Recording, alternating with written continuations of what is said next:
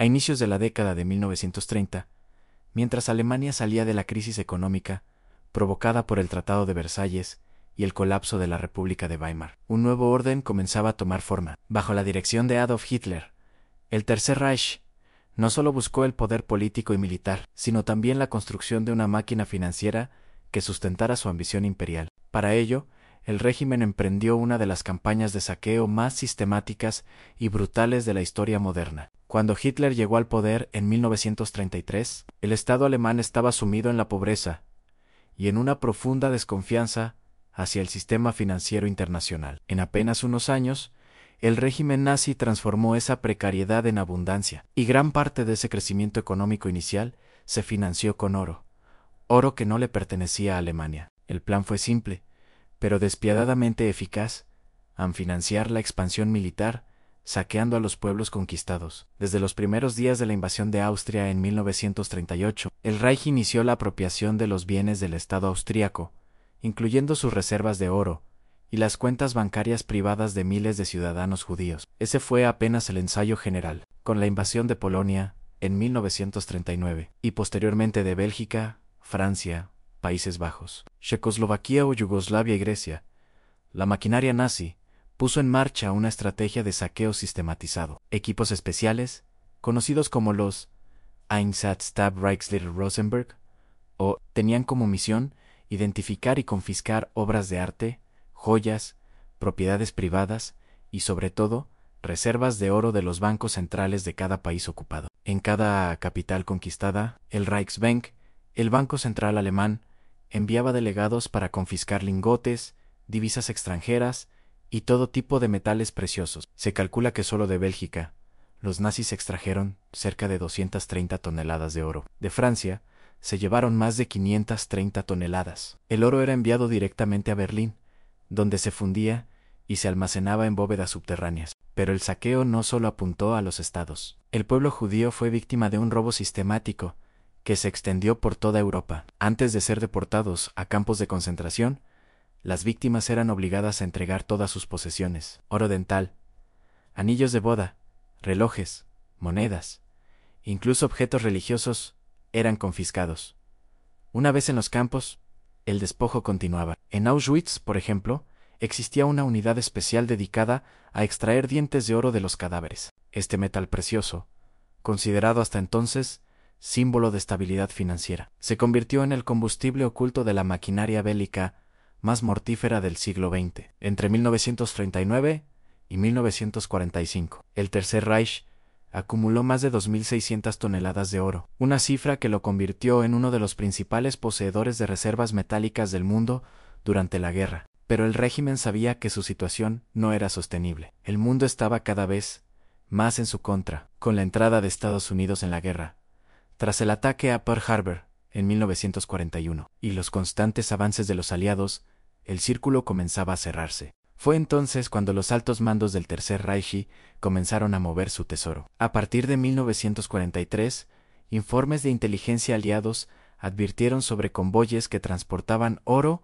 hacia el sur de Alemania, Austria, Suiza y lugares aún más remotos. Había comenzado la dispersión. Uno de los destinos clave fue la pequeña localidad de Merkers, en el estado de Turingia. Allí, en una mina de sal a más de 600 metros de profundidad, los nazis ocultaron toneladas de lingotes de oro, junto con miles de obras de arte, billetes extranjeros, monedas de plata y documentos clasificados. La mina tenía condiciones ideales en humedad baja, temperatura constante, y era prácticamente indetectable desde el aire. En abril de 1945, apenas semanas antes del suicidio de Hitler, tropas estadounidenses descubrieron por casualidad el escondite. Al ingresar a la mina, los soldados quedaron boquiabiertos. Estaban frente a la Mayo Ere, concentración de riqueza jamás encontrada por una fuerza militar. Solo en oro hallaron más de 6.500 lingotes. Pero el hallazgo en Merkers no resolvía el enigma completo. Por cada tonelada de oro recuperado, existía otra que simplemente desapareció. Según los archivos del Reichsbank, al menos 600 toneladas de oro nunca fueron localizadas. ¿Dónde están? Las teorías son múltiples. Algunas apuntan a convoyes que escaparon hacia Suiza, donde se habrían depositado en cuentas secretas bajo nombres falsos. Otras hablan de trenes blindados que desaparecieron en túneles bajo las montañas de Polonia. Algunos incluso aseguran que parte del tesoro fue escondido en monasterios, castillos medievales o incluso bajo lagos alpinos. A esta altura de la historia, el oro nazi ya no era solo un recurso económico, se había convertido en un símbolo. El símbolo de un régimen que intentó convertir el saqueo en sistema, la guerra en industria y el crimen en ley. Pero también era el símbolo de algo más peligroso, a la impunidad con la que se puede ocultar la riqueza cuando el mundo arde. A inicios de 1945, con los ejércitos soviéticos avanzando desde el este y los aliados empujando desde el oeste, el Tercer Reich se desmoronaba a pasos acelerados, pero incluso en su caída, los altos mandos nazis no perdieron de vista lo que consideraban su seguro económico, el oro saqueado durante años de ocupación, robo y exterminio. En ese contexto, nace una de las leyendas más persistentes de la historia moderna. El tren del oro nazi, una historia que combina misterio, codicia, tecnología militar y traición. Según documentos desclasificados por los servicios de inteligencia, aliados y testimonios recopilados por historiadores polacos y alemanes tras la guerra, en los últimos días de 1944 y durante los primeros meses de 1945, se organizó, en la ciudad de Breslavia, actual Cracovia, Polonia, una operación secreta para trasladar toneladas de oro, obras de arte y documentos confidenciales en un tren blindado hacia los Sudetes, en la frontera con Checoslovaquia. Esta región montañosa, conocida por sus complejos mineros, cuevas naturales y túneles abandonados, ofrecía el escondite perfecto. El tren partió en dirección suroeste, sin embargo, nunca llegó a su destino oficial y jamás fue encontrado. Lo que sí se ha encontrado en las décadas posteriores han sido mapas antiguos marcados con rutas ferroviarias modificadas, planos de túneles sellados y relatos de testigos que afirman haber visto al convoy desaparecer entre las montañas. Muchos de estos documentos señalan como posible paradero una red de túneles en las cercanías de Wolborzyk, en el suroeste de Polonia. Uno de los episodios más notorios ocurrió en el año 2015, cuando dos cazadores de tesoros aseguraron haber localizado una anomalía ferroviaria bajo tierra, con indicios de vagones metálicos ocultos. La noticia causó revuelo internacional. Durante semanas, periodistas, arqueólogos y autoridades polacas debatieron la veracidad de la afirmación. Finalmente, las excavaciones oficiales no arrojaron resultados concluyentes, aunque muchos creen que no se buscó con el suficiente empeño. Algunos incluso sostienen que hubo presiones para cerrar la investigación. Más allá del tren fantasma, existen otras rutas comprobadas por las cuales el oro nazi fue desplazado a escondites menos simbólicos, pero más accesibles. Uno de los principales destinos fue Suiza. Durante la guerra, este país mantuvo una neutralidad que, si bien le permitió evitar la destrucción, también lo colocó en el centro de numerosas transacciones financieras turbias. Investigaciones realizadas tras el conflicto, y reforzadas por informes de los gobiernos de Estados Unidos y el Reino Unido, revelaron que el Banco Nacional Suizo aceptó depósitos de oro procedente del Reichsbank. Muchos de esos lingotes habían sido fundidos para eliminar su origen, aunque análisis metalúrgicos posteriores permitieron identificar que provenían de las reservas de Bélgica, Países Bajos y Checoslovaquia. Incluso, se ha documentado la recepción de oro robado directamente a víctimas del Holocausto. En 1946, los aliados firmaron el Acuerdo de Washington, que exigía a los países neutrales la devolución del oro saqueado por los nazis. Suiza, aunque inicialmente cooperativa, devolvió apenas una fracción. Se estima que más de 120 toneladas nunca fueron repatriadas y permanecieron en bóvedas privadas o fueron utilizadas para fortalecer reservas nacionales. Pero Suiza no fue el único refugio. Según archivos de inteligencia, parte del oro habría sido desviado hacia España, entonces bajo la dictadura de Francisco Franco, y Argentina, país que durante la posguerra recibió a numerosos exiliados del régimen nazi. En ambos casos, se habría utilizado una red de contactos de confianza. Antiguos agentes del Reich que facilitaron la entrada de lingotes, obras de arte y efectivo en bancos privados, bajo identidades falsas. Un documento clave es el conocido como Informe Eisenstadt, elaborado en 1996 por el gobierno estadounidense. En él se detalla cómo el oro nazi siguió circulando incluso después del fin oficial de la guerra, siendo utilizado como moneda de cambio en mercados financieros y entrando en la economía global sin dejar huellas claras. El informe revela que al menos $250 millones en oro del Reich fueron comercializados con conocimiento de entidades financieras internacionales. A esto se suma el hallazgo de cajas selladas por la SS en monasterios italianos, bóvedas en castillos austríacos y hasta rumores de lingotes arrojados en lagos para evitar su captura. Uno de los lagos más citados en estas teorías es el Toplitz, en Austria, donde buceadores han encontrado documentos falsificados, cajas metálicas y restos de experimentos militares nazis. Aunque nunca se halló oro oficialmente, la búsqueda continúa hasta el día de hoy. En paralelo, los aliados pusieron en marcha la Operación Safe Haven, una misión encubierta para identificar y bloquear activos nazis ocultos en el extranjero. La operación permitió rastrear parte del dinero, pero no logró recuperar todos los bienes. De hecho, muchas cuentas bancarias vinculadas al Reich nunca fueron reveladas, protegidas por leyes de secreto bancario. Alrededor de 1948, cuando la Guerra Fría comenzaba a dividir Europa, el interés en perseguir los fondos del Reich comenzó a desvanecerse. Las prioridades habían cambiado ahora.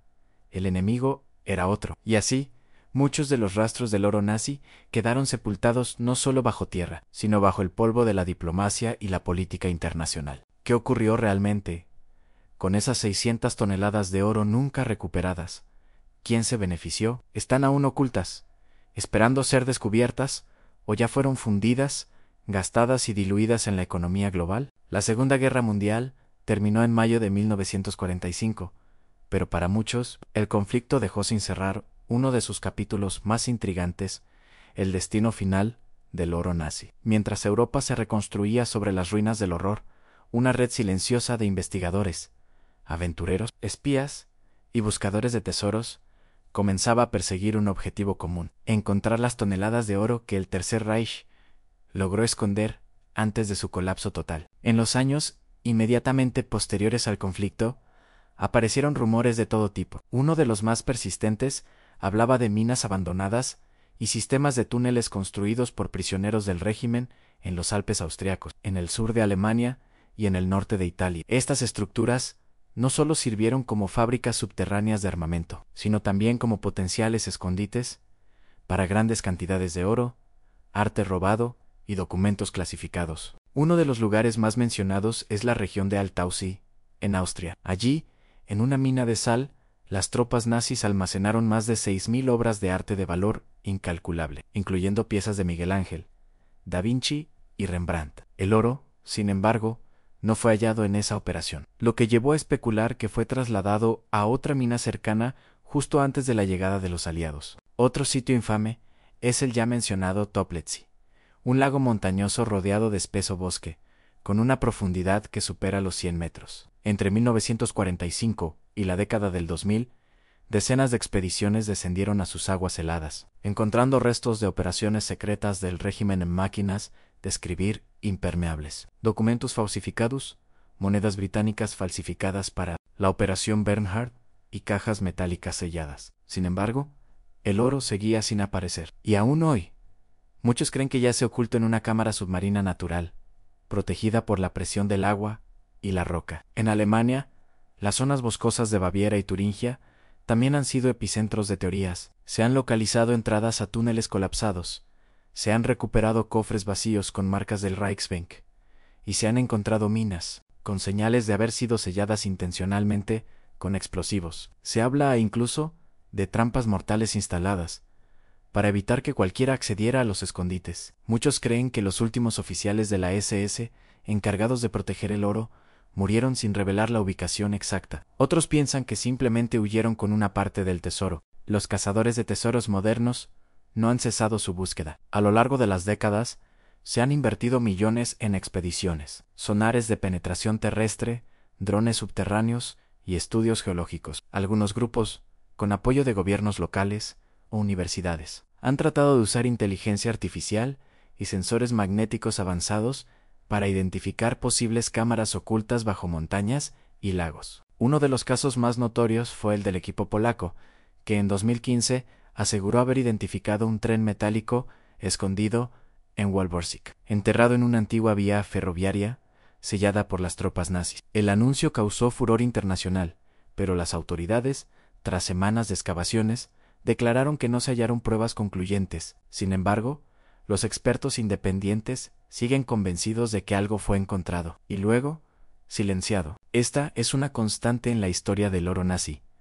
En cada vez que se roza una posible verdad, aparece una sombra, gobiernos que niegan acceso, archivos que desaparecen, testigos que mueren sin dejar testimonio. Muchos aseguran que algunos países no desean que se revele el destino del oro, porque eso implicaría revisar los acuerdos de posguerra, asumir responsabilidades diplomáticas, o incluso enfrentar reclamos legales de descendientes de las víctimas del saqueo, porque ese es otro punto clave. No se trata solo de una fortuna perdida, se trata de justicia, de devolver lo robado a pueblos enteros, a familias que perdieron todo, a instituciones que fueron despojadas por la violencia más brutal que ha conocido Europa. El oro nazi es también la huella material de un crimen masivo, y mientras siga oculto, el crimen continúa. Algunas estimaciones indican que entre 200 y 300 toneladas de oro aún permanecen sin ser recuperadas. En valor actual, eso representa más de 15.000 millones de dólares. Pero más allá de lo económico, se trata de cerrar un ciclo de impunidad histórica. Y aún así, el tiempo juega en contra. Las pistas se enfrían, los testigos desaparecen, los archivos se degradan, los túneles colapsan, y cada año que pasa, la posibilidad de encontrar la verdad se aleja un poco más. A pesar de ello, hay quienes no se rinden, desde asociaciones de memoria histórica hasta arqueólogos forenses, desde gobiernos locales hasta investigadores independientes. Muchos continúan escarbando en los archivos, en la tierra, en los lagos y en las montañas, porque saben que, incluso si nunca se recupera un solo lingote más, exponer la historia es una forma de reparar la verdad. La fortuna de Hitler no solo está escondida bajo tierra, también está enterrada bajo años de silencio, vergüenza y complicidad. Pero la historia no se borra, solo espera ser contada, y cada fragmento que se descubre nos recuerda que, detrás del oro, había vidas, que cada lingote saqueado llevaba la huella de una tragedia, que cada moneda robada sostenía el dolor de un pueblo. Quizás un día, en algún rincón de Europa, un explorador, un arqueólogo o un simple ciudadano abra una cámara olvidada y revele lo que durante décadas fue negado. Ese día, el mundo no solo encontrará oro, encontrará memoria, y quizás, solo entonces, se pueda decir que esta historia ha terminado. Gracias por acompañarme hasta el final. Si esta historia te impactó, comparte este video, suscríbete y mantén viva la memoria, porque cuando olvidamos, se repite y cuando buscamos, a veces, encontramos mucho más que oro.